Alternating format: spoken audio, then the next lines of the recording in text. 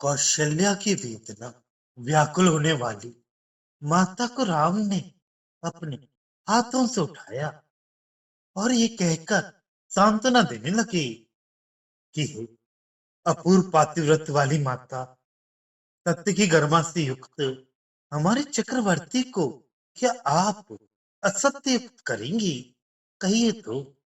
शिला सदृश दृढ़ता से युक्त पातिव्रत वाली कौशल्या को सांत्वना देने के लिए राम ने उसके मन में बैठने वाले सुंदर, सार गर्भित और कहने योग्य ये वचन कहे।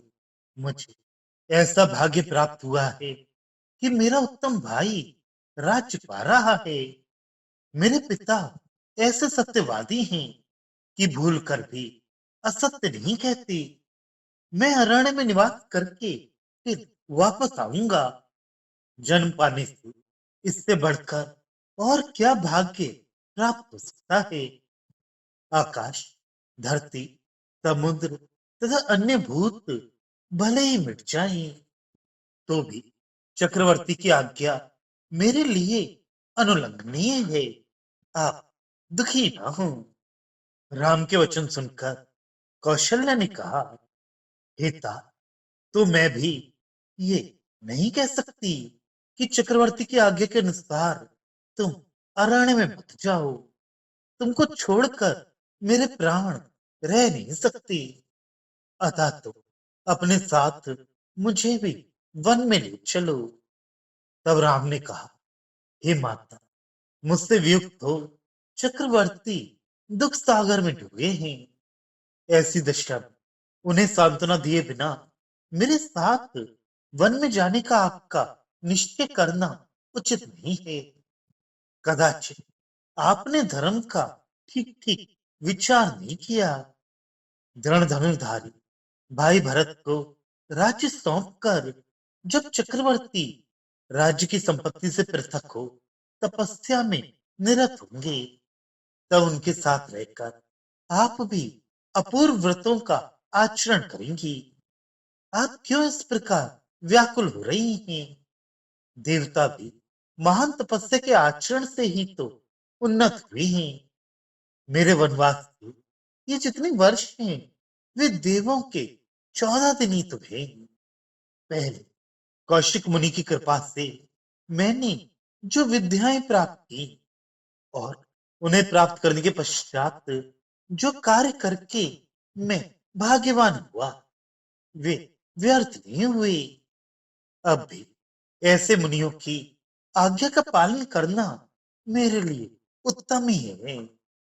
मैं महान तपस्वियों की सेवा करके अलौकिक ज्ञान प्राप्त करके दोषहीन अनुपम विद्याएं सीखकर एवं देवों का प्रेम भी पाकर इस नगर में लौट आऊंगा।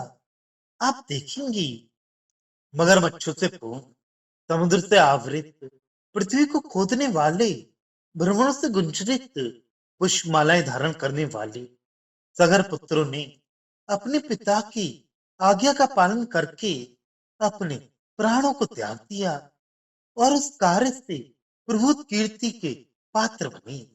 हरिण को धारण करने वाले शिव जी के हाथ के परशु के जैसे शस्त्र को रखने वाले परशुराम ने अपने पिता जमदग्नि की आज्ञा का उल्लंघन न करके अपनी माता का सिर काट दिया था।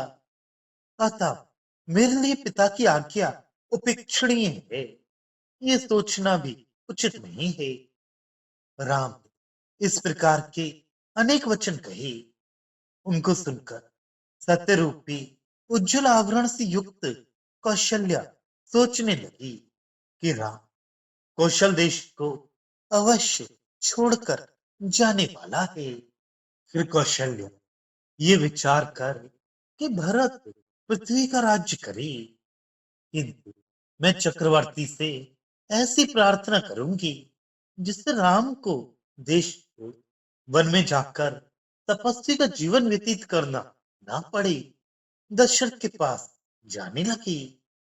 यूं जाने वाली कौशल्या को नमस्कार करके और ये विचार करके कि चक्रवर्ती को तथा माता को सांत्वना देने की सामर्थ्य रखने वाली सुमित्रा देवी ही नहीं, राम उसके मेघ स्पर्शी प्रासाद में जा पहुंचे। उधर कौशल्या पैदल चलकर कैकई के आवास में पहुंची। वहां अपने पति को पृथ्वी पर गिरे हुए देखकर मूर्छित होकर ऐसे गिरी जैसे प्राण निकलने पर देह गिर जाती है। प्रज्ञा पाकर कौशल्या कभी कहती, वियोग के अयोग्य व्यक्तियों से क्यों ऐसा वियोग होता है। कभी कहती, हे गरिमा में ये क्या तुम्हारे लिए योग्य है। कभी कहती, क्या ये न्याय है। कभी कहती, हम दासों की दशा को आपने क्यों नहीं सोचा। कभी कहती, आप निर्धनों के लिए उनके अभीष्ट धन बनने वाले हैं। कभी कहती, मुझ दीन एकाकिनी के आप ही अवलंब हैं। कभी कहती, क्या ये कार्य आपके विवेक की योग्य है। कभी, हे राजन, हे राजन, रटती रहती। कभी कहती, हे चक्रवर्ती, अंधकार को मिटाने वाले सूर्य के समान अनुपम रूप में अपने आज्ञा चक्र को प्रवर्तित करके निर्विघ्न रूप से दंड नीति प्रवर्तित करके अब क्या इस संसार का समस्त वस्तुओं के साथ विनाश करने वाला प्रलय उत्पन्न करने के लिए आप ये कार्य कर रहे हैं। कभी कहती, हे वीक्षी भरे समुद्र से आवृत पृथ्वी के निवासियों के तप समान वेद प्रतिपादित तत्वों के तार सदृश हे करुणालय, द्रवित मन होकर मैं रो रही हूं, किंतु आप मेरी कुछ नहीं सुनते हैं। क्या ये उचित है। ये सप्त लोकों के प्रभु। कभी कहती, हे पुत्र, तुम्हारे पिता किसी अचिंतनीय दारुण पीड़ा से यूं मूर्छित हुए पड़े हैं। विद्युत समान उनकी देह प्राणहीन सी हो पड़ी है।